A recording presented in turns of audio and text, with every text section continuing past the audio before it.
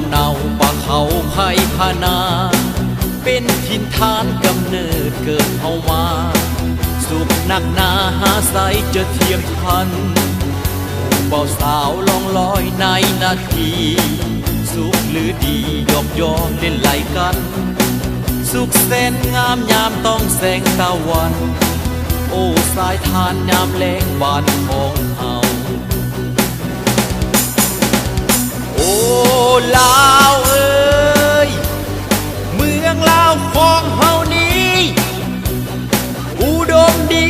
พร้อมทั้งวัตถุบูหารธาตุหลวงเวียงจันทน์มีควรของสาวลาวเคยบูชานับถือมาหลายเส้นทา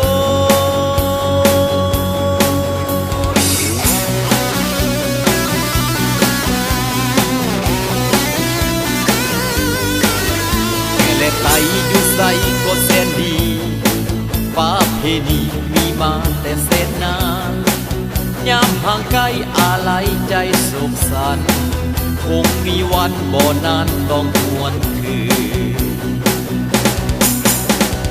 โอ้ลาวเอ้ยเมืองลาวของเฮานี้อุดมดีพร้อมทั้งวัตถุบูหาธาตุหลวงเวียงจันทน์มีควรของสาวลาวเคยบูชานับถือมาหลายเส้นโคน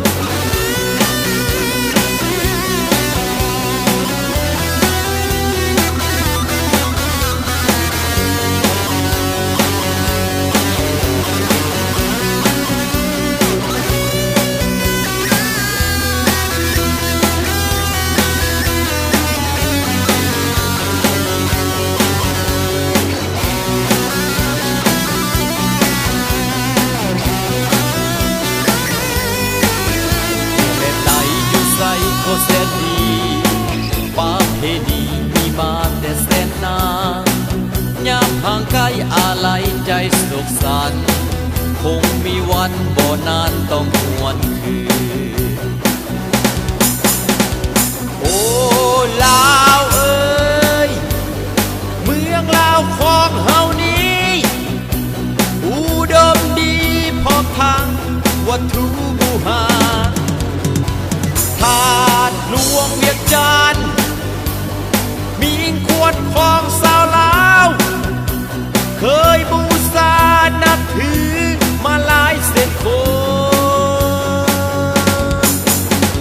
โอ้ลาวเอ้ยเมืองลาวของเฮานี้อุดมดีพร้อมทั้งวัตถุบูหา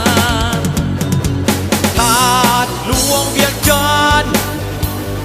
มีควรของ